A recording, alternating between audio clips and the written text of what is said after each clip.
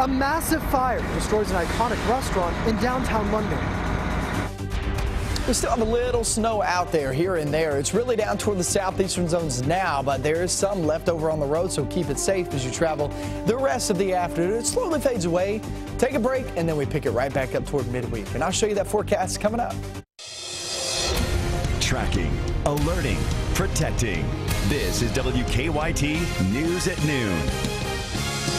Good afternoon from WKYT News. I'm Bill Bryant. And I'm Rebecca Smith. Barbara Bailey has the day off. A winter weather advisory is in effect for parts of southeastern Kentucky this midday as light snow continues to push out of the bluegrass. Had some of that in Lexington earlier. The latest system is causing some slick spots on the roads, and that has forced the early dismissal of some schools.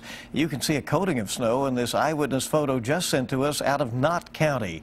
WKYT meteorologist Micah Harris is live at our First Alert Weather Center with an early look at the forecast now. Micah? Yeah, we're still holding on to that advisory, especially for the east and southeastern zones. Had to go for another couple of hours, and then it would slowly fade away as the snow does as well. Now, I have seen some pictures that you guys have sent me of the snow off in eastern Kentucky, and it's a pretty snow, but it's not much. You're getting a coating, maybe an inch in some locations, especially those higher elevations. That's where you're really picking it up. But this is going to cause some issues there because our temperatures really taking a dive the past few hours.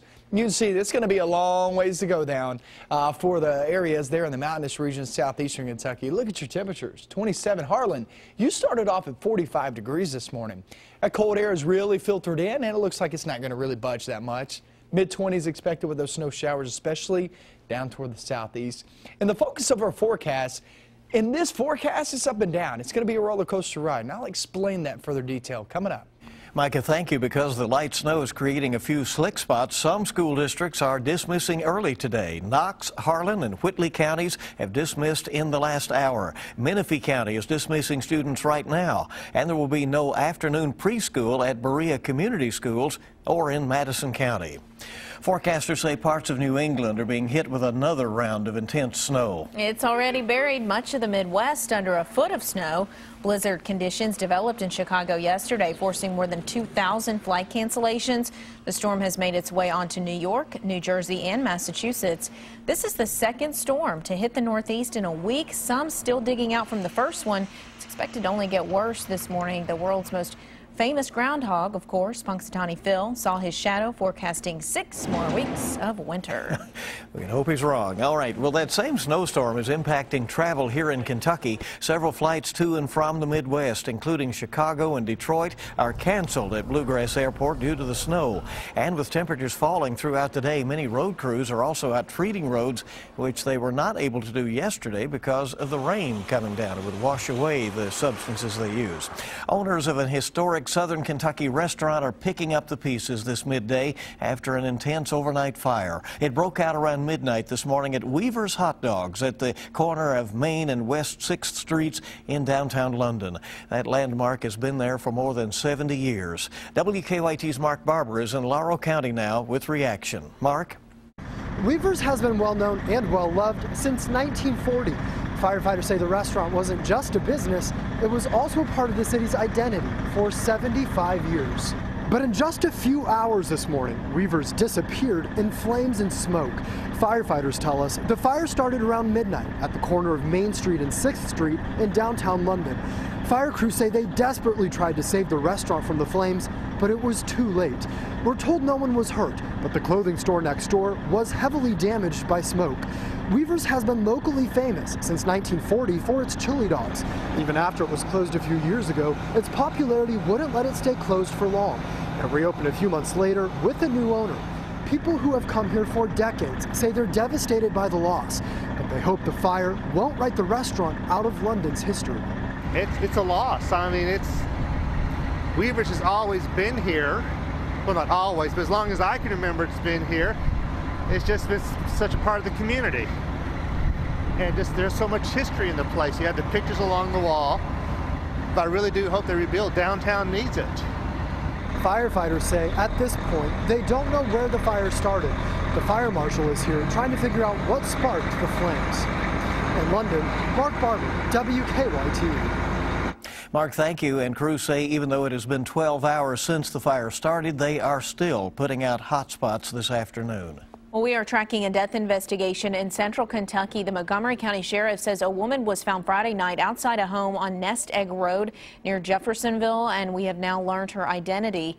WKYT's Victor Puente has the latest on this investigation in this Crime Tracker report. The Montgomery County Sheriff says at this point, all options are on the table when it comes to the death of 22-year-old Katrina Craver. She was found Friday night in the middle of Nest Egg Road. The sheriff says she was near her father's house.